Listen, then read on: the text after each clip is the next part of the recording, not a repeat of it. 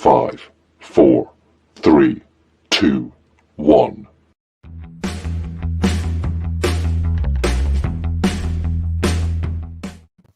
And welcome in, everybody, to another episode of the High Low Sports Podcast. It is DJ, joined as always by my co-host Kelcey. And Kelcey, there's honestly just a lot to get into this week, so I don't got a whole lot too much to break us off. I'm ready to get rolling today.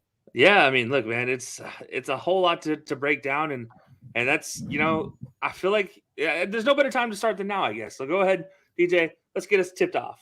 You know what? You summarized it perfectly. We're not even a minute into this. We're going to get straight into the tip-off, brought to you by Dr. Squatch. Smell like a man, feel like a champion. Click the link in our bio. Fantastic Black Friday and late Black Friday, early Christmas shopping deals in there as well, too. I just picked up some new ones. You can still get the limited edition Star Wars soap to have the Force be strong with you, as well as some pine tar soap, get it, and deodorant, getting ready for baseball season. So, Kelcey, we're in the tip-off. And it turns out we're in 2020. By checking in right now, we have time traveled backwards into the year 2020 with the return of the Rona across several major league sporting venues, including the NFL, NHL, and NBA. Multiple teams under severe protocol. Some teams, I don't know how they're going to field a team. I'm updating my resume so I could can play slot receiver. Does not play like Hunter Renfrow, but looks like Hunter Renfrow. See if someone wants to give me a shot to just sit on the bench at least. Yeah, so to give you an idea, 2 days ago, 36 players were placed on reserve COVID-19 list due to positive tests. As of today, 6 hours ago, according to Insider.com, nearly 4% of NFL players have tested positive for COVID-19 in the past 2 days. That is an insane amount of players. And you're talking some of the bigger names out there. Look at the Browns. I mean, Baker Mayfield, Kevin Stefanski. You have Jarvis Landry as well. You have countless other players just on the Browns. I mean, there's 12 on the Browns that I believe that are in COVID protocol? 18 on the Browns last I saw, 18 on Washington, and 16 on the Rams as far as the major ones right now that I've heard as well, too, with plenty of others going around at this point as well, too. But those are the three ones that seem to be ravaged right now. It's crazy. I mean, look, OBJ just got put on it. He wouldn't have escaped it if he was in Cleveland. He couldn't escape it in LA either. This is just rough, man. I'm not sure what to expect from this weekend of football, but I can tell you that when a lot of teams need a win, this is going to be very, very interesting for who can pull one out when they have their hands tied behind their back, really. You know, the NFL and the playoff hunt has always been a war of attrition. That's always been what it's been called, who's the healthiest and the hottest at the right time. This year is literally going to be who is left standing, who just happens to be able to field at least 45 of their actual players by Sunday, as opposed to every other team. And that's just the NFL. We look at the NBA. The Bulls have had 3 games postponed, not 2 games postponed, if I'm not mistaken. The KD had to basically go out there with the JV squad and meet at one point just the other day and still dropped a 50-point triple level, by the way. Fantastic. Just saying. Then there was also the Raptors now, and honestly, all of Canada sports are going to start cutting back on capacity limits by the sounds of it. The Lakers have had some issues. It's starting to come spiking again. I'm starting to get a little bit concerned that I don't think they're going to close down sports again, but I feel like live sports action is about to be really, really significantly mitigated here coming up. And then there's the NHL. My goodness, that they've been blasted. I can't remember which team had 18 player or personnel groupings and COVID protocols. It's running rampant across sports, and kind of makes you wonder as well, too, what is going to be the plan moving forward? Are you just going to ignore it? Are you going to change the protocol so it doesn't happen? Or are you going to shut everything off? What is the plan moving forward? We know the NFL, they said if it's an unvaccinated breakout, they will cause you to forfeit the game. But if I'm not mistaken, at least in the Browns case, the majority of their players are vaccinated, including those that are testing positive right now. So what does that have you do? It's not like they have until Sunday. They have until Saturday at 4:30. So they have an even shorter schedule than usual. Yeah, and the NFL is not planning on pushing it back, which bravo to the NFL for not planning on pushing it back. But at the same time, I'm kind of like, maybe you might have to consider it here just to get enough people to be healthy. But, you mentioned some of the protocols going on. Looking at the NHL, they look like they're going into advanced health and safety protocols until January 7th at the very earliest they'd get out of them. So that you're looking at about a month worth of advanced safety protocols, which include the same things they were before: 6 feet separation, go back to the locker rooms being completely separated, masks on at all time in the facilities, multiple tests per day. You name it, and they're going through it right now. And that's not just Canadian teams, because you mentioned the Calgary Flames with the outbreak in Chicago, but that's American teams too. Everybody, every team in the nation. Toronto, the city, actually broke down on major healthcare protocols as well. So they're going into not a shutdown, but a mini shutdown type of situation where they're basically restricting activities, just like they were before. And Yeah, it's a sad situation. I mean, I thought we were almost done with this. I'm not gonna lie. Like, you kind of figure it's gonna come back around eventually, just like a yearly cold does eventually. But this is a different ballgame than a normal cold. Like, this is something we haven't figured out yet. Whereas the cold we have figured out, you're never gonna fully eradicate the cold. It's there, but you can mitigate the symptoms. This we don't have figured out with the new variants coming out year in and year out. Absolutely. 6 months apart. So. And the one, if we're going to find a positive, quote unquote, off this thing, is the newest variant seems to sound, from what it sounds like, is it's the least dangerous of the recent variants, but it's the most spreadable. So that could be why this sudden burst of breakthrough as well, too. Coming right off the holidays, you gathered with your families, and this is just kind of it's indicative of what's happening probably countryside, worldwide, all that as well, too. It's not like, oh, only NFLs are getting, or NBA, only athletes are getting right now. This is probably happening all over the place. They just get tested daily because that's how the protocols are. I'm sure if most people got tested daily, they would probably test positive as well for it as well. So something to keep an eye on moving forward as well too. And I guess my thought to you is, before we start moving out of this segment too much, with this new COVID explosion, if you will, does this make you change some of your NFL prediction, like what some of the predictions you had earlier in the season? Do you think this is going to change things up a little bit too? I mean, because there are some teams that be more susceptible to certain areas that seem to be have higher risk of being exposed, or do you think at this point everybody's a danger? Because I look at Tampa Bay last year, they survived it as well as anybody, and I feel like, if I'm not mistaken, they're 100% vaccinated now that Antonio Brown in that situation is kind of off to the side. But I feel like this kind of goes in their favor as well, because they handled it very well last year. Same with teams like Seattle, who haven't had a single case in 2 years. Just moving forward, just being able to avoid this sort of situation, do you think this benefits them? I think it benefits anybody who was ahead of the curve and got their team boosted too. Because you look at the NFL now, 90% they're asking their league officiants to try and get mandated if as soon as possible, or if to get boosted as soon as possible, not mandated, but they're asking them to get boosted as soon as possible if they can, so that way they can help mitigate it as well from the front office standpoint. But yeah, I mean, I think there are going to be some cases where certain places where they are more ahead of the curve will have an advantage. I really do. It's hard to not think they won't. The interesting thing, I know we're talking about NFL, NBA, and NHL right now, but again, I keep looking at this towards college football as well, because now we're in bowl season. Now we have guys traveling and seeing their families for the first times in certain cases, for some of them, hanging out with families in a new area, new city. Are they going to put protocols on them to play the bowl games? Because, I mean, you remember last year was they were locked down in their hotel rooms. They didn't get to experience anything of the bowl series, what the bowl games provide. So this year they were looking forward to that. How much does that hamper their experience as well? I mean, this is a unfortunate situation we're experiencing, and it doesn't seem to want to get any better. And on top of that, you look at some of those, we've seen a few players like Kayvon Thibodeau, if I'm not mistaken, Carson Strong, and a few others, like, you know what, I'm going to skip and just get ready for the NFL draft. Now with this, you don't even get to experience the bowl game. If you're not playing for a playoff or one of those major New Year's 6 months or something like that, like last remember, I see a lot more taking that route as well too. Like, you know what, maybe Matt Corral's like, you know what, I got nothing to gain for this. I'm not mistaken, Kenny Pickett could also do that as well too. I'm not sure if he already has or not off the top of my head, but there's a lot of those guys I could just be like, you know what do I have to gain from this? I'm not going to risk the COVID situation, risk not even getting to enjoy the bowl game, the whole bowl atmosphere as well too. So I think the trickle down effects could be very significant here. I'm going to redirect it back to the NFL because that's where we started. This is what you get for putting games on Saturdays directly after the holidays. You already have Thursday, Sunday, and Monday basically on lock, where most people, besides like the fans, but most players and coaches hate Thursday. It's your product's usually a little watered down. I mean, just the game we have coming up, the Chiefs have some players missing, the Chargers have players missing. Like, it's not going to be the best of both teams, and that's an incredible matchup. It's a shame. This is what you get for trying to monopolize Saturday as well, too. As soon as college football ends, like, you know what? We're going to do this too. We're going to do it right after the holidays with everybody traveling. So this could have not all been avoided, but you have to imagine maybe you add a game to this regular season like you did this year, throw in that bye week right after the holidays. It felt like this could have maybe been plucked a little bit earlier. Granted, it's a worldwide pandemic virus, so there's only so much you could do, but still mad that they decided to monopolize Saturdays down the stretch like that as well too. So it's fun for us, but it ends up hurting those teams that have to play on Saturdays. You look at the Browns now having to play on Saturday. That's another 24 hours of test where maybe you get Stefanski or Baker, any of those guys back. The Colts and the Patriots, what if one of them gets caught up with it? I know the Colts are one of the not the most vaccinated team, if I'm not mistaken. Suddenly, DeForest Buckner gets a false positive. Darius Leonard, one of those guys. Well, there goes, you're in trouble there. And then you just looking forward as well to Christmas the next week. The Colts and the Cardinals. Like, the Cardinals are already out with DeAndre Hopkins. What if Kyler Murray gets one? Like, yeah, and there's so much going on right with it. And that's just it. Like you're talking, false positives. Well, what about just contact tracing? Contact tracing.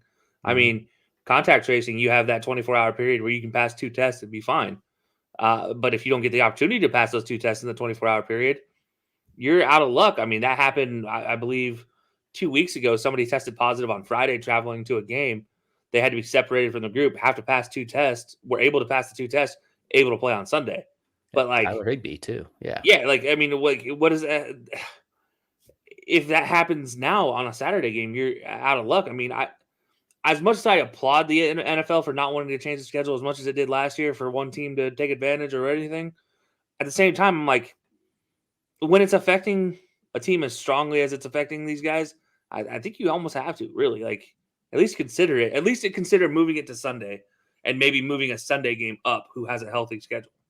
Just don't play any games on Saturday. Move everything to Sunday down the stretch. I always just felt like it was weird. Like Sunday and Monday are NFL days. Thursday, I love the NFL, so it works for me, but I don't like it, but I like it at the same time. Now you're taking Saturdays too. Now it's just kind of getting ridiculous, and you're hindering your product in a car collision type sport. And now our Saturday games, who knows what's going to happen? We already know that first one with the Browns and the Raiders. It looks like it's going to be the Raiders versus the Cleveland roller hockey team at this point as well, too. Whoever could suit up. Yeah, versus Guardians 3.0, if you will. But no, it is going to be interesting. I mean, to your point about Saturdays, yeah, don't try to take over another day. The NFL, we already knew was going to, if they could do it, they would take over 7 days a week if they had the opportunity. Just look at the off season. So I don't know. As much as I like football, I just take a day off. Just to redirect us back to the Rona thing now, because now we're getting on our own tangent. Speaking of which, if any of you teams out there need somebody to fill in, I'm available. What if the Cleveland Guardians? If you need somebody to sit on the bench for basketball, I got you. Cleveland Browns, I could be at the practice facility in 10 minutes. Just send me the card key to get in, and I'll find some pads that fit, and I'll run you some 4 to 7 yard stop routes and get first downs. I can Hunter Renfrow up there, just not quite as good. Think of me as great value Hunter Renfrow. I can handle it. I can handle it. Yeah, no, exactly. I mean, look, you have an emergency goalkeeper in hockey. The guy that just sort of stays in the area, stays COVID clean, and then if they have injuries or anything that pops up, they bring them in, and it's happened a couple times. The Rangers just did it again this year, and so now you know what? I'll happily take that role on in Cleveland. If you come to the Cleveland area and you need an offensive lineman or just a warm body to fill out your 53-man roster, let me know. I will sign for the bare minimum amount of money you can sign me for, and I will happily do that. You know what? I don't even have to actually play receiver. I'll play the contain guy on the kick return and just kind of stay wide. And if they try and return it off the backside, I'll just kind of stand there and trip them up or get in the way or something. I could play the contain on the kickoff. Or if you need a gunner to get pushed out of bounds and immediately get called for a flag every time, even before I get a chance to move back in, I can do that for you. Yeah, if you want to laugh at a guy for falling on his face or running 5 yards, yeah, I can be that guy. Let me be that guy. You know what? You want to see somebody try to fail miserably at blocking Max Crosby? I can be that guy. You know, I think there's room for us right there. I mean, I think I could get open. I think I could get open on Casey Hayward if he misses the jam on me. If he misses the jam, I think I can get just enough separation on like a quick slant route. If Casey Hayward misses the jam and falls down, then possibly. Prime Casey Hayward, not so much. But right now, he's losing. Just if I could slither by that initial jam and don't get him to overextend, I could catch him on a slant route. I'm gonna hold you to that. If we ever meet Casey, I'm just gonna be like, DJ, Casey, go. See what happens. If I do it though, I want you to admit that I am always right. I don't think I can ever admit that, but I would try. You know what? If you beat Casey Hayward, I would give you that. I'd give you that. You know, I would win every argument from here on out if that actually happens. Yeah, so, no matter what, I could say the most blasphemous thing, and as soon as you argued, I'd be like, "Remember what you said about me and Casey? The sky is red." What? No, it's not. Casey Hayward and I went head to head and I beat him. Remember? Okay, fair enough. You win. I'm done. The sky is red. No, it's not. Well, the sky was red when I beat Casey Hayward. You remember that? And it's never going to live down. Pigs flew when I beat Casey Hayward. Like, all right, fair enough. You're right, DJ. You are right. It's the same thing when we did the Browns and the Ravens prediction. If you would have got the score dead on correct, you would have never let me hear the end of it. Dude, that game was we both going picked the same so winner. well. We just had to find something to argue about. That game was going so well for my prediction. And then I swear to God, they caught COVID in the middle of the game, and that's why they stopped scoring. It was going too well because they were about to win 45-6 as opposed to 38-14. Like they were about to overdo it for you.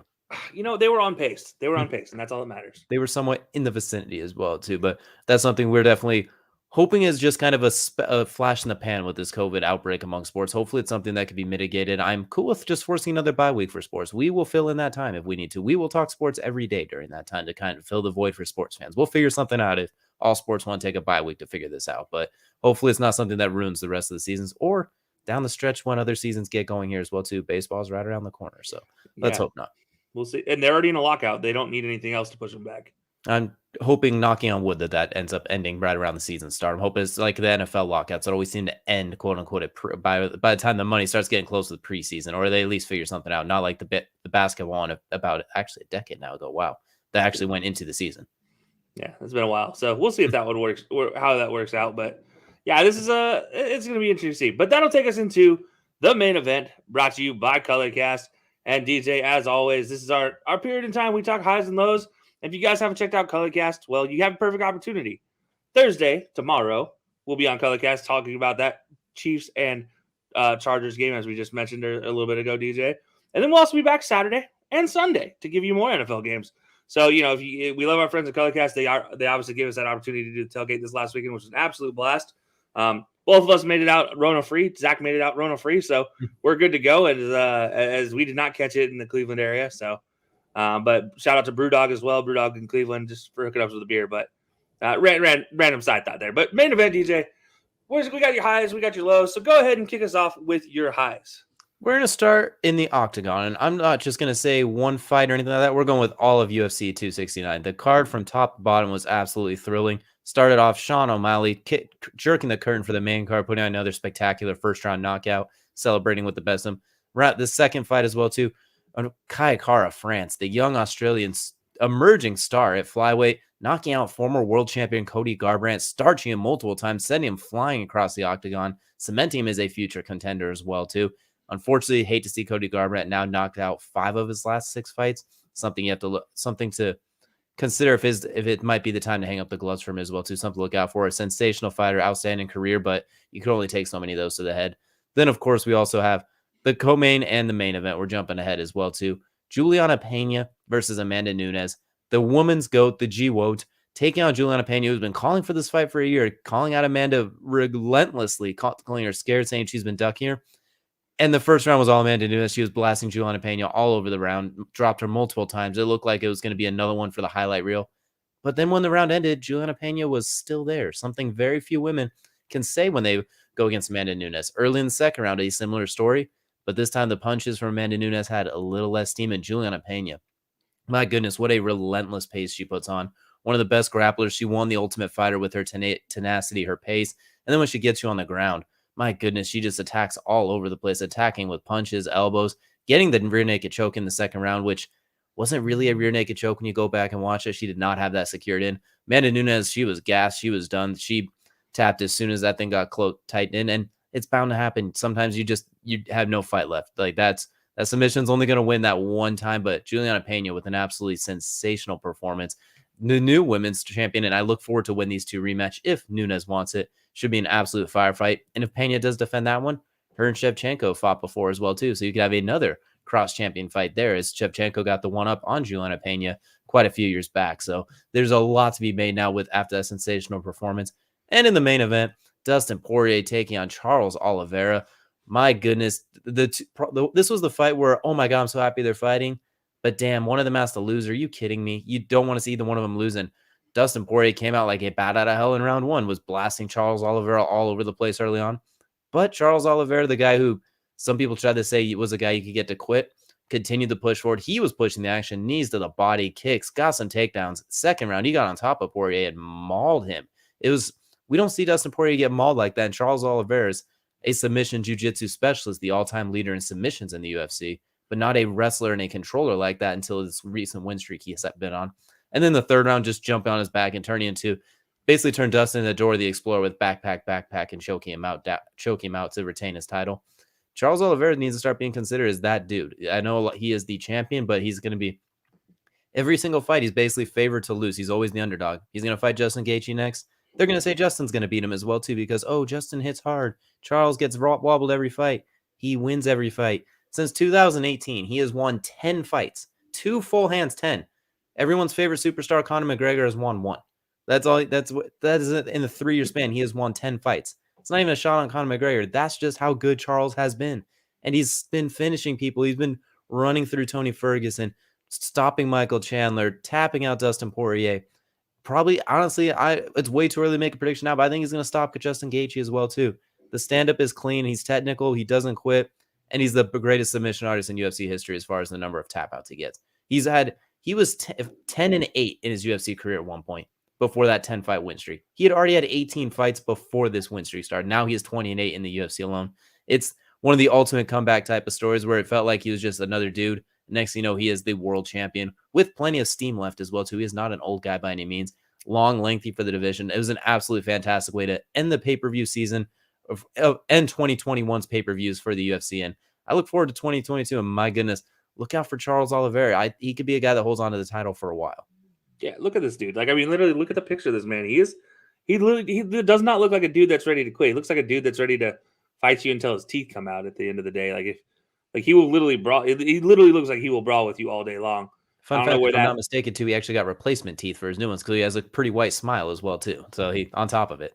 That's perfect. It just proves my point. Like, look, this. I remember we did a fight of his a little while ago on Colorcast, and I remember that one because I think that's when he beat Tony Ferguson, if I'm not mistaken, and just ragdolled him in ways that is incredibly weird. It's like, wait, what? You're doing that to him? No one does that to Tony Ferguson. Not even Tony Ferguson does that to Tony Ferguson. And then, sure enough, he manhandled him for the entire fight. Yeah, and speaking of doing things that I never thought I'd see, what Juliana Pena did to that was just wow. Wow is the only thing I can say about that.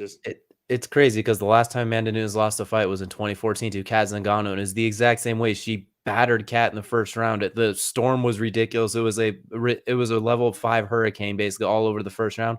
But if you survive that, there's only so much energy your body can do when it throws that many punches and that many power punches. Like, there's only so much gas in the tank, regardless of how good your gas tank is. When you throw that much and that hard, it's going to wear down. If the person still surviving there is taking your best shot, they're going to get a second wind as well. And we saw that Juliana Pena, who she already has a relentless pace and incredible cardio. Then on top of that, with the belt on the line, she sees Amanda starting to wither down. Suddenly the punches are no longer like that of a 12-gauge shotgun to the face, like Amanda Nunes is normally. Suddenly they turn into a little bit of a water pistol, if you will, or maybe not, or just a regular punch. It turns human. And when you feel human punches, suddenly it's a lot easier to push through. Yeah, no, that's incredible. Look, that's absolutely incredible that Juliana Pena was able to withstand that. Credit to her will, at that one. And man, here's the question: does Nunes get a rematch immediately? Guaranteed. If she wants it, it's all hers. They all but confirmed that afterwards. If she wants it, it's all hers. I mean, the greatest women's fighter of all time. She still has a 145-pound belt too. I mean, she still has 2 belts. Like, I guarantee they will give her that fight. And Juliana Pena will take that fight as well too. That's going to be a huge fight. Guarantee she will take that right away as well. Kick off 2022 that way. That would be incredible. God, if they reschedule it that quickly, I'd be all about it as well too. I sure hope so. And before we jump into the next one, I'm going to point out Charles Oliveira. I talked about one of the most exciting fighters. Just performance bonuses alone, which are $50,000 at the end of the fight. This is just separate bonuses. He's accumulated nearly $1 million just off of those performances in his career. I think it's 930,000, something like that, because sometimes there's 60,000. So the math doesn't know. It's between 50 and 60 usually. So he has just shy of 20 total fight bonuses out of his 28 fights. He has accumulated about that much. That includes fight of the nights and finishes of the night. So, like, he's an absolutely sensational fighter. And if he just spoke a little bit better English, I think he'd resonate a little bit better with the American crowd and would be a little bit bigger of a star. Or if he talked a little bit more shit too. But I mean, anyone who watches him, those who know, they know, and they will always be tuning into him fighting, especially, and they love seeing him as champion. Look, that would win me over the moment a guy starts talking all the good smack.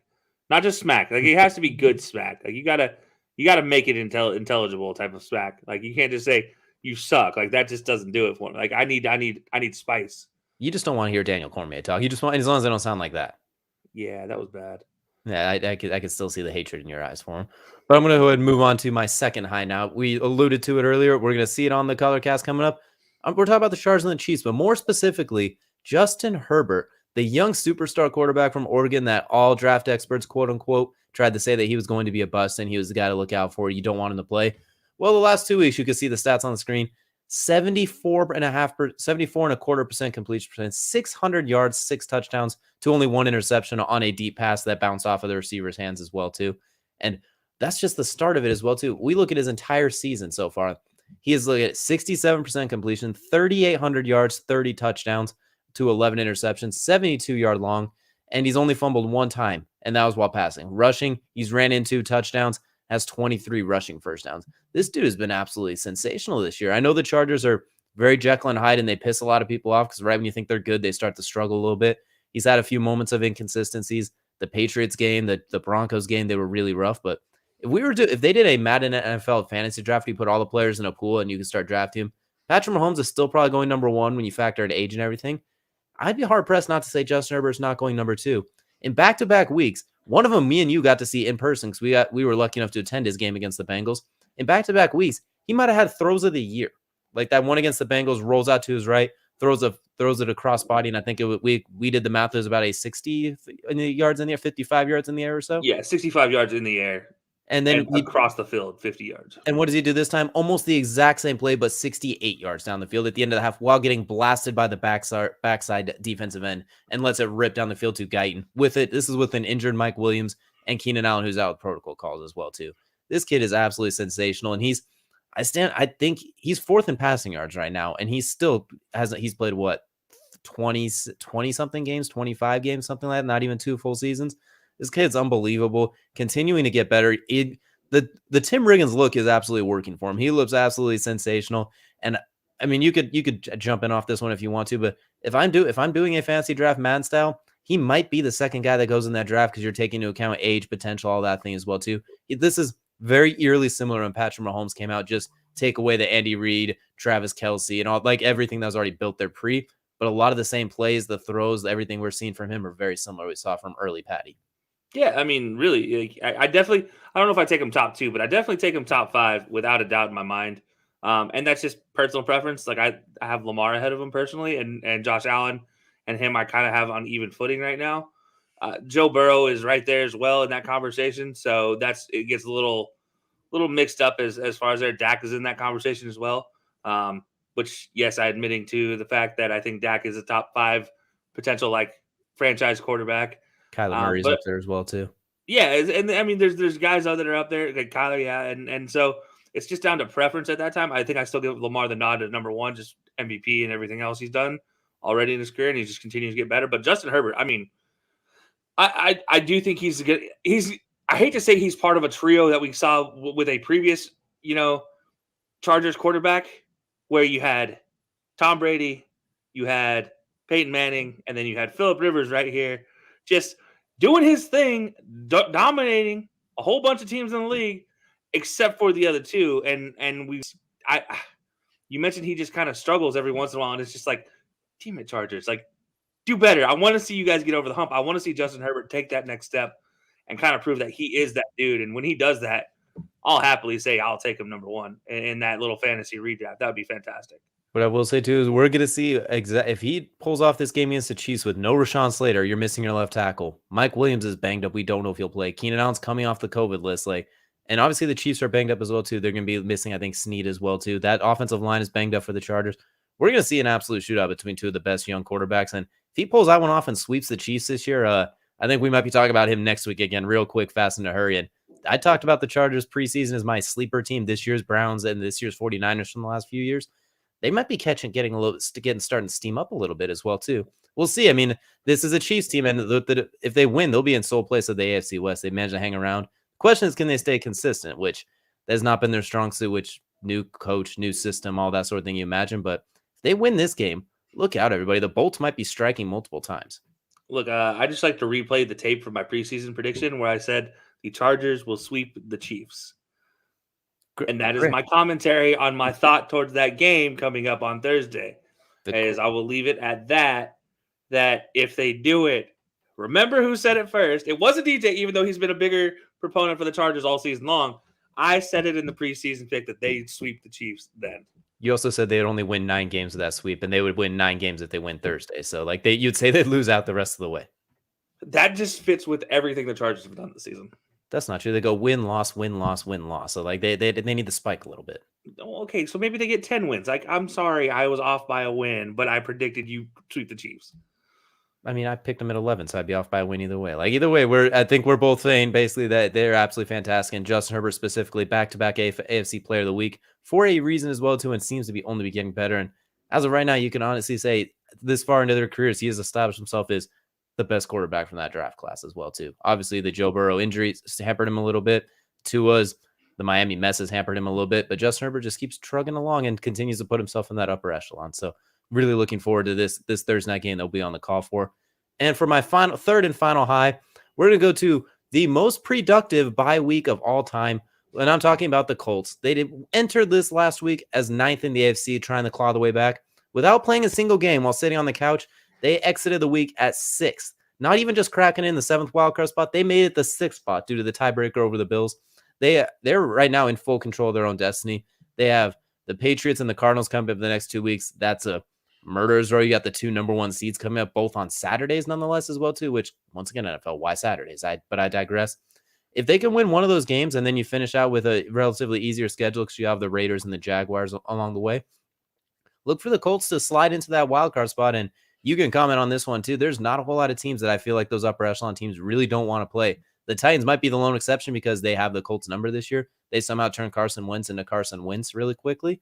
But those other teams, they look at that. I don't think they don't want to deal with Jonathan Taylor in the first round if they squeak in there. And the Colts didn't even have to play. So you have to imagine they're coming to this game as healthy as you could be, barring a random outbreak or something along those lines. So look out if the Colts are starting to get a little bit warm. And climbing without playing is the biggest thing as well, too.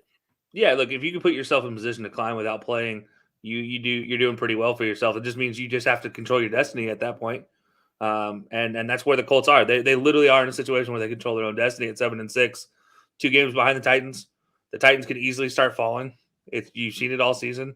There's a potential for, we still have another few games to go. It's not like it's over right now. We still have 4 more games to go. So, there is plenty of time here for teams to start tumbling down this leaderboard. And it wouldn't surprise me if the Colts were one that sneaking themselves into a division leader position just because they just control their own destiny. Like, getting hot at the right time is a big thing. And it feels like the Colts, Jonathan Taylor, Carson Wentz, that defense behind Darius Leonard and Kenny Moore right now.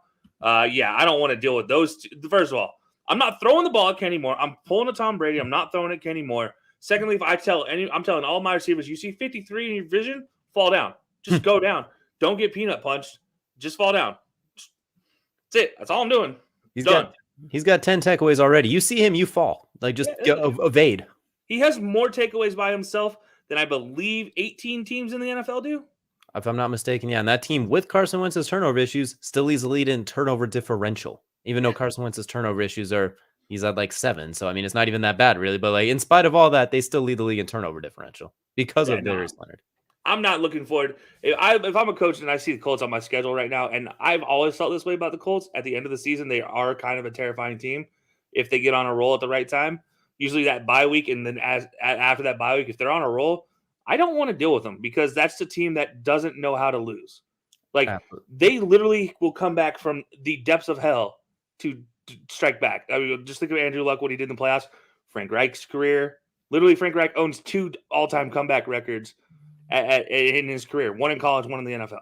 And just before I round, just for my final thought on that one, you kind of mentioned there is a chance they could catch the Titans if the Titans fall off and the Colts stay rolling. Let's hypothetically say that happens. Do you think that's an all-time great rollback for the Colts considering where they were dead in the water? Or do you think that's an all-time choke job from the Titans considering all they had to do was not screw up? I honestly wouldn't want to give either one the nod to it because it's an unlucky situation the Titans have been put in with the injuries to Derrick Henry, Julio Jones. You've had A.J. Brown in and out of the lineup. You have no running game because, you literally center yourself on Derrick Henry. Your defense has been – you finally start to see the defense we thought we'd see holes in. I don't want to put all the onus on Ryan Tannehill as like it's his fault because we know what type of quarterback Ryan Tannehill is. He is a game manager. Like, you don't want him to go out and try to win you games because that's not going to be successful. You need him to go out there and just keep pace on every down. That's what he does successfully. And the Colts, I think, if they would have won a few more games convincingly that they should have won, then I'd be like, all right, yeah, like it's an all-time comeback. But as of right now, it's being in the right place at the right time. It's kind of crazy because we both had them doing so much better in our preseason picks. I think I had them at 11 wins. You had them at 13, if I'm not mistaken, something along those lines. And you look at the games they lost. Tampa Bay, you're up by double-digit touchdown second half. The Ravens, you have dead in the water. Multiple teams they have dead in the water. If they don't make the playoffs, they're going to be looking back at themselves just hanging their head like, what could have been. So that's going to do it for my 3 highs of this week. So Kelcey, what are you feeling pretty high on right now? What's got you in a good mood? So number one, I'm gonna go right here to my guy Travis Hunter, the number 1 overall football recruit.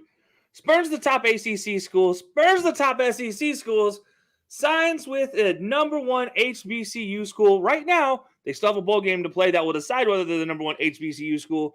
But he signs with Deion Sanders and Jackson State. And look, his message is fantastic. He gets all the credit. Florida State has always been a beacon for me. I grew up down there. That's where my roots are. I never doubted that I'd play for the Seminoles. It's a dream that's hard to let go of. But sometimes we are called to step into a bigger future than the one we imagine for ourselves. And he goes on to say, for him, the future is at Jackson State University. He names Jerry Rice, Doug Williams, and of course the legend and Jackson State's own Walter Payton. Historically black colleges and universities have a rich history of football. He wants to be a part of that history and more. He wants to make that the future for athletes, not just pigeonholing them into these D1 athletes, these top 5 schools, these SEC powerhouses, these ACC powerhouses.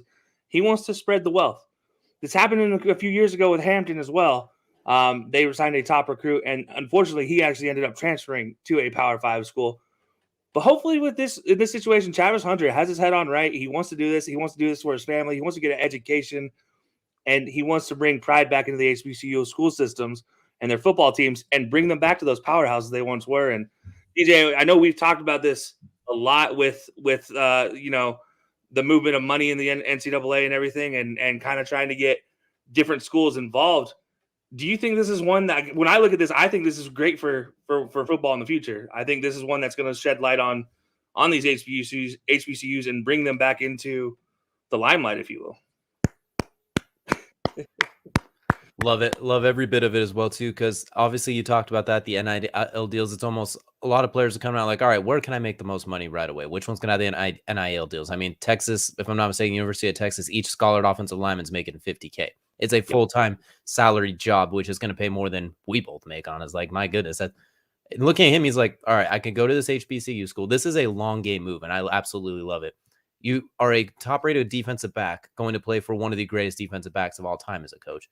As that number 1 recruit going to HBCU, there's still plenty of money to go around. None of that as well, too. And the way that college, NFL, and all that recruiting and scouting is, it doesn't matter where you go to school anymore. Like, it used to be, if you might these guys slip through the cracks, like a Kenny Moore, Valdosta State, guys like that. If you're that dude, you're still going to get picked early. Like, they are, I guarantee there are NFL scouts that have had tabs on them since his freshman year of high school. Like, NFL scouting is a 24/7, 365 job, just like high school recruiting out of high school is the same way. He has already been there were NFL scouts already like, we're in position to take him. This is what we have idea. Like, they have a little mini draft board out ahead on top of them. So you can go to school wherever you want. This is a great long move for him as well, too, because honestly, you're going to get your most playing time. You're going to look absolutely sensational in those HBCU schools right now as they're building forward right now. But he's going to be maybe right out of the gate the best player on the field more often than not. Very few times is he not going to be the best player on the field, and he's going to look absolutely sensational as well, too. So I think this is an outstanding move. And real quickly, I just got a notification I wanted to point out from our talk earlier. The NFL plans to change its COVID-19 protocols, according to a source as well, too. So kind of talked about earlier in the episode. I just saw the thing pop out now, and it looks like they're going to be looking to change it into a new phase of the pandemic. They're going to be looking into booster shots and things like that as well, too, to try and mitigate the spread. Sorry, this is jumping a little bit ahead. I just got the notification here as well, too, considering all that situation. So we'll see. Yep, and we got a high guy, so I'm just gonna give you the wave. But no, I like that. Good for the NFL for coming out with that. And then, as you mentioned with Travis Hunter, I mean, like, dude, it's exactly YouTube, man, TikTok. They will get you found. There's been like nowadays NFL coaches are like, their kids are sitting here on TikTok, and their kids will walk up with a TikTok video of some crazy play and be like, "Hey, Dad, did you see this?" And that dad's gonna look at that and he's gonna call his draft speculate, like the draft team. He's like, "Hey, do we have anything on this guy? Where's he projected at? Have you guys seen some of his tape? No, not yet. Oh, you need to go on TikTok because there's tape on him on TikTok." Like, it's that easy to find somebody, and then they'll find tape on him. And as you mentioned, being one of the best athletes on the field, the moment you step on it, always will help you. And it's not like a situation where he's going there to be, big fish in a little pond. He's playing for Deion Sanders. There's that's a big fish. Like there's a big fish, and then there's a shark, and Deion Sanders is a shark, and everybody else is just kind of hanging out over here, like on his team under his shadow. So you're not ever going to be able to step out of the limelight that is Coach Prime, and that's going to be really good for some of these kids that are like top recruits wanting to shine a light on HBCUs. They're going to bring a lot of attention there. And honestly, you love it for what Deion did for the game in his first time around playing. Now he's doing it coaching, and it's absolutely fantastic for sure. I can't wait. I look forward to. So that's a great start, Kelcey. Good luck topping that one with the rest of your highs. You set a pretty high bar there. Well, I could top it right now, but I'm gonna hesitate before topping it, and so I'm gonna go just to an all-time career NBA record that a man just broke in the name of Steph Curry. 2,974 three balls, beating Ray Allen, Reggie Miller now on the top 3 list. Look, he has been a lights-out shooter since he stepped in the league. We talked about his shooting forms from his dad, Del Curry, his brother. Look, they have one of the sickest releases you'll ever imagine. It is, honestly, you can't even recreate it in the game. He breaks video games. His release is so good. What he's been able to do in his career, really revolutionizing the game of the NBA at this point in time and making the 3-ball as pragmatic as it is, and no longer the mid-range shot or the dunks or everything you want to come see. You want to come see a dude step up to a logo and drop a Curry shot. At the end of the day, that's what you want to see. You want to see a buzzer beater from the logo like you've seen Curry do every single time, night in, night out. And fantastic for him. Been kind of watching the ticker go down, and it was like 9 3-pointers, then 7 3-pointers, then 2 3-pointers. And then it's like, it finally happened. And of course it happens in MSG, where there's Spike Lee literally roaming all over the court. Like, he is literally in the background taking pictures. He's like a proud uncle. And this is the first time Spike Lee can say that he has watched a record be broke by a 3-point shooter that he didn't have a run-in with negatively at this point in time in his career. As he has had, if you guys remember, the old choke job from Reggie, and Ray Allen and him in the Boston 3 party had plenty of words back in those days. But Steph Curry and him never really had any run-ins. You remember Steph Curry when he was coming with little Dell, back in the day. So, good for Curry to do it. And not just, we talk about MSG being the biggest stage too. I mean, what better way to break an all-time record like that in glorious fashion than on MSG's front stage? Absolutely as well too. And you know what? There's plenty of time. Maybe him and Spike can get into it at least one time. Just keep tradition. And my favorite part of that whole thing was seeing him, Reggie Miller, and Ray Allen all pose together with like a jersey hold as well too. An absolutely incredible moment. A wonderful record that's still growing as well too. It's going to be broken at some point probably before too long because of how he changed the game. Now everybody is hucking up threes as well too, and not just catch and shoot threes. People are shooting them off the dribble now more than ever. And it's given a lot of guys that might not have had a shot in the NBA in a previous lifetime, is giving them a different type of shot now as well too. And I don't want to say evening the playing field, but it's definitely giving other guys an opportunity. Like Trae Young, similar situation before Steph Curry. I don't know if he gets quite as many looks, honestly. He gets probably relegated to it's hard to really honestly relegate him because he's not a 3-and-D guy at that point either too. It's like guys like him are built off of that. So I love seeing it. It couldn't happen to a better guy. And it's a whole new NBA now. We'll see how it changes moving forward as well too. He definitely changed the game in ways very few have. Absolutely. So as I said, I could have topped it right there, but I decided to wait and top the Jackson State Travis Hunter story until now. And DJ, if I get a drum roll, please. It is the first Nike NIL deal, Raylan Turner. She's a UCLA soccer product. First deal from Nike in the NIL era. And this one is fantastic. I mean, she literally is like, she said that she wants to take on women's sportswear that Nike has brought from the likes of Serena and advance it into even further realms. And look, I can't think of a better athlete to take this over. In 2021, she earned all Pac region and all Pac-12 honors. One of 4 players to start in all 20 games as a freshman. I'll start in all 20 games, and she did it as a freshman. She's ranked second in the team in scoring with 10 goals and 21 total points. So she had 10 goals and 11 assists. Recorded her first collegiate hat trick on September 5th. Followed her hat trick with a game-winning goal in the next game against the defending NCAA champions. Scored game winner against UC Irvine. Scored a goal and assisted in the game winner against USC. That helped the Bruins win the Pac-12 title. She played in a career-high 109 minutes against Washington on October 24th. Named the Pac-12 Offensive Player of the Week and the top drawer soccer team of the week after her hat trick her first hat trick in the season. And she was also selected as the top drawer of soccer's preseason best 11 this season. And I mean, that's just to name a few of her achievements. Like this girl has a long future ahead of her. We talk about the likes of Alex Morgan. We talk about Sydney Leroux. We talk about Kristen Press, Megan Rapinoe, many great women's soccer players. Raylan Turner is going to be the next in line, and she has a long time to go. She is only still, at this point in time in her career, only 19 or 20. So give her some time to get there. But yeah, it's going to be interesting to watch as she grows up, because now she gets that Nike training in the offseason. You know, that's an aspect to this. And by the way, Adidas is not a Nike school, if you were ever curious about that. UCLA is not a Nike school. So that is an interesting aspect to this as well. So signing a Nike athlete from a non-Nike school, and we wondered if we'd see the day, but we have finally seen it. Honestly, if it didn't top it, it got really close. We'll call them 1A and 1B as well too. But honestly, Nike, they couldn't have done a better, like a first NIL deal athlete. They couldn't have picked a better one as well too. Like an absolute spot on one. You breaking molds, breaking barriers, and as you mentioned as well too, going against the norm, taking an athlete from a non-Nike school. Very few brands will do that. They will stay brand loyal to a fault. They will follow. Actually, was that? I was incorrect. No, they did sign a deal with the Jordan brand, Nike, and to wear the Jordan brand on their uniforms as of 2021. Okay, so my apologies, I was wrong. Either way, it's still breaking barriers. Is absolutely sensational move by Nike, and there's a lot of talk about the NIL deals. Oftentimes, it is from worse. Looking at you, Dabo Sweeney, but they're overlooking some of the great parts of it, like this as well too. So I absolutely love this, and I can't wait to see more stories like this coming out moving forward.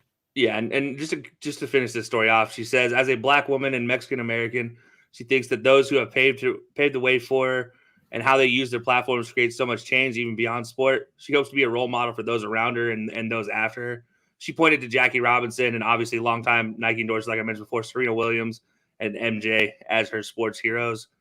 Look, you can hope for anything better. And hey, USA national team, go ahead and just work her into the fold now. Just make it happen as well too. I mean, they put Anthony Davis on Team USA when he was still like 19. Just get her in there now. It's fine. Yeah, absolutely. So that does it for my highs. A little bit of all sorts of, I'd say all sorts of record-breaking highs this time. I feel like our highs covered a whole compass this time too. We weren't too locked in. We opened up the umbrella a lot and touched a lot of different subjects. So I think that was a quality set of highs. It's a shame now we have to go to the lows. It's all right. These are going to be pretty quick lows, I feel like, huh? Yeah, I mean, I'll run through mine relatively quickly. I'm going to start with the man, the myth you mentioned earlier, Lamar Jackson as well too. And it's not that I'm low on him overall. I'm low on his recent performances as well too. And so far this season overall, since they started at 6-1, 7-1, he has turned the ball over more times than he has touchdowns. I believe it is 8 touchdowns to 6 interceptions, or 6 touchdowns to 8 interceptions passing. During the season, he has not had a rushing touchdown since week 2 against the Chiefs when he did that front flip and almost hurt himself as well too. 100-yard games, he had one against the Vikings in overtime when he ran it 21 times, and that Chiefs game. No other 100-yard games as well. The fumbles still about where they are as well too. Passing touchdowns, obviously against Cleveland, he got hurt early, so we didn't see it a whole lot. Against Pittsburgh, the interception, the missed throw late to Mark Andrews, that would have got them the win on that 2-point conversion attempt.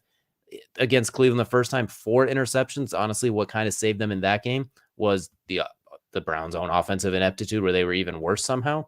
Against Miami, he looked all out of sorts. He hasn't quite been Lamar Jackson this year as well too. And I kind of want to chalk it up to I drafted him, I traded for him in fantasy, and I'm the reason that DJ Curse caused it. But I am a little bit not concerned long term. I'm concerned this term, looking at the Ravens as well too. They've been decimated by injury.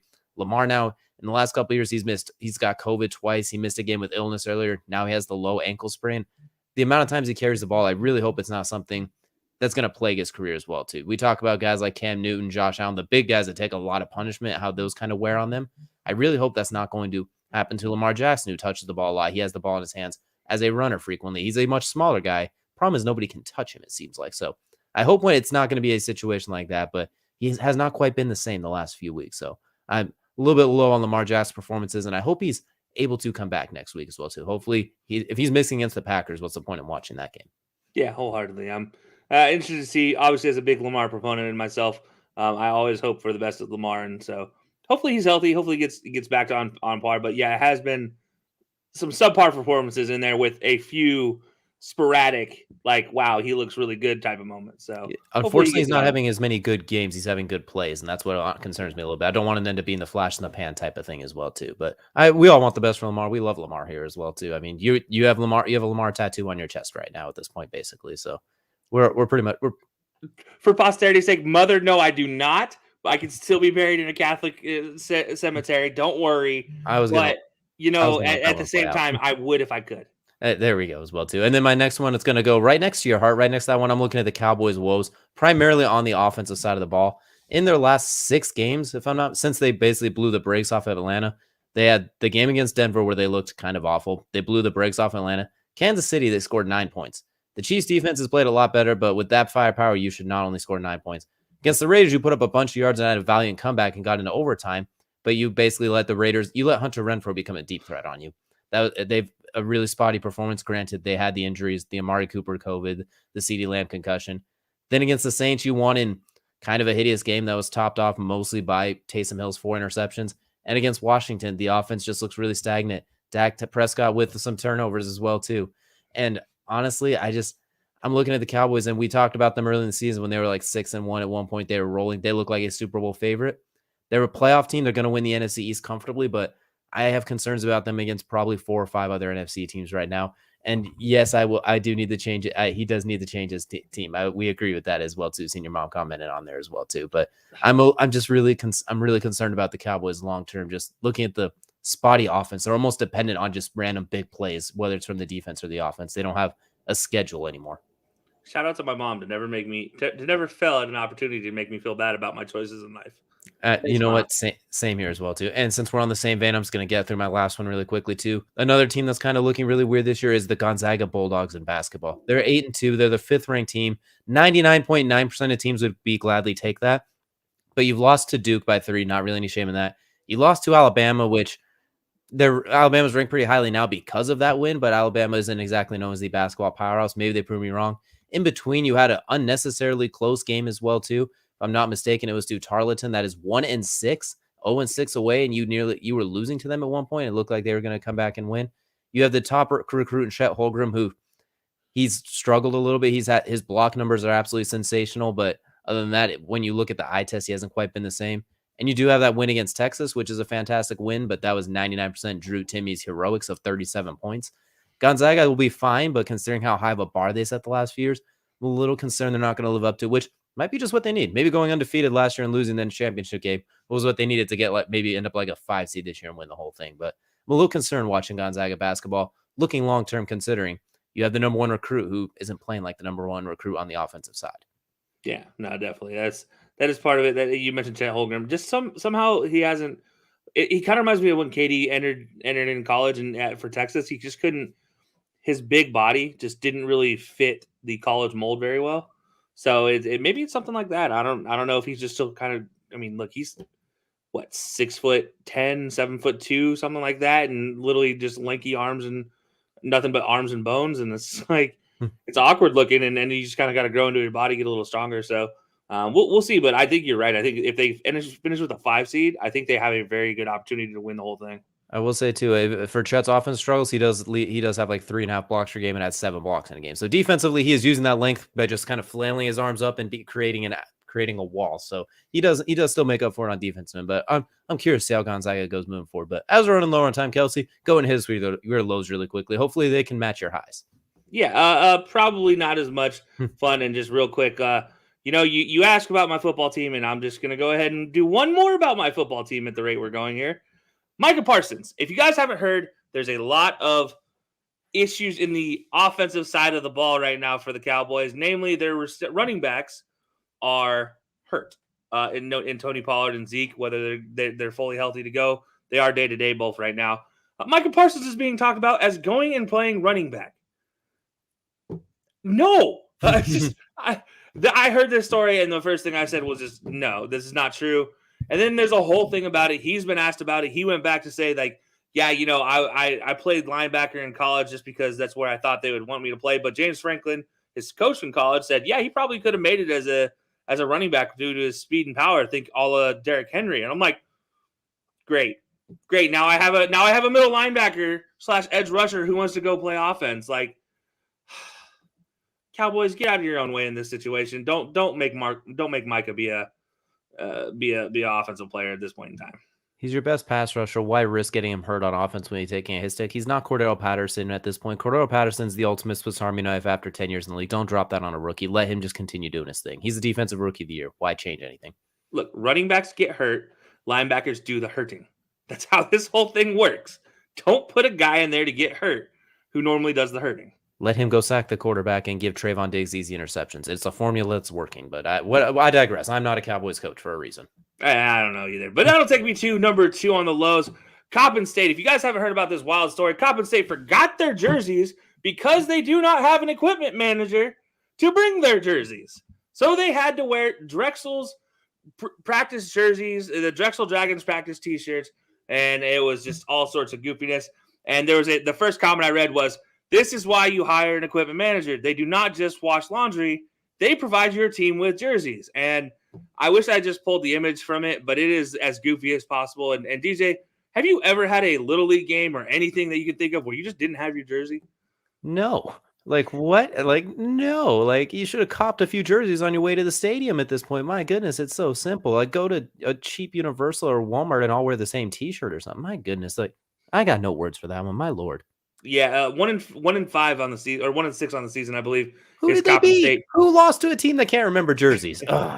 That is a great question. This is also the second time it's happened to Coppin State in the last decade. Fun fact for you.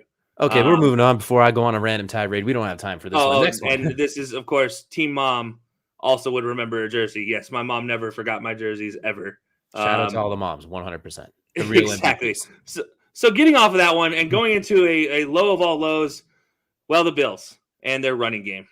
They don't have any. They don't have a running game, and I don't know if it went missing in the snow at some point in time. Bill Belichick stole it.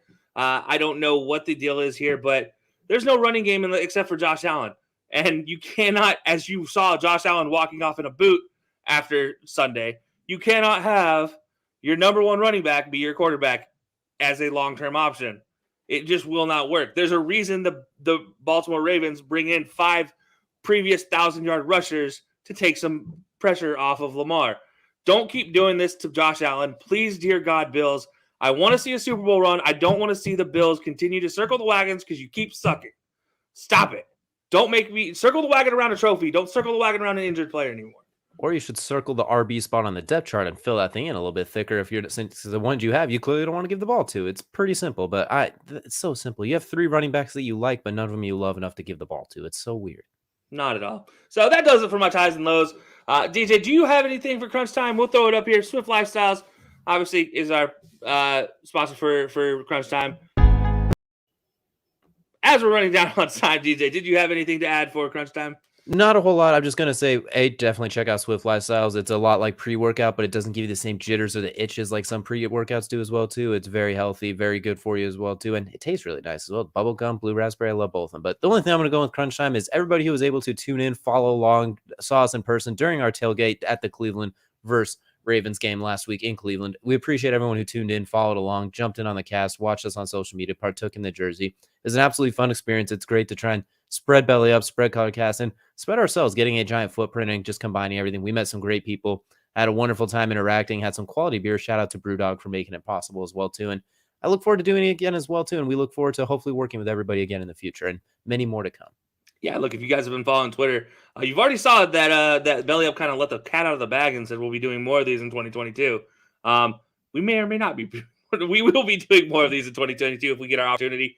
And we'd love to continue doing it with Brewdog. And we got to meet incredible people at the Top Dog tailgate as well. Brewdog, by the way, if you're curious as how good Brewdog beer is, it took 20 minutes from the time they dumped the beer into the coolers, 8 cases of beer, so over 200 beers, for it to disappear. Yeah, we didn't even get the trial of them, which that kind of stunk. We only got to try a handful of them. We missed a few of them. That's how quickly it went. Like, we had to run away from the color casting to grab a handful, and some of them were already gone at that point. Like, we didn't even get to fully indulge in all of it, but each one fantastic in its own right. Definitely give them a check them out as well, too. They do deliver to all 50 states, depending on what your state laws are. Some of them will be non-alcoholic, but definitely worth giving a look. I mean, you never know. Yeah, absolutely. So definitely check out their website. It is brewdog.com. You can just search them on Google, Brewdog. Or if you're on Twitter, it's Brewdog USA. You can check them out there. So, guys, as always, we appreciate you guys tuning in and we cannot wait until the next time we talk to you guys. So until then, see ya.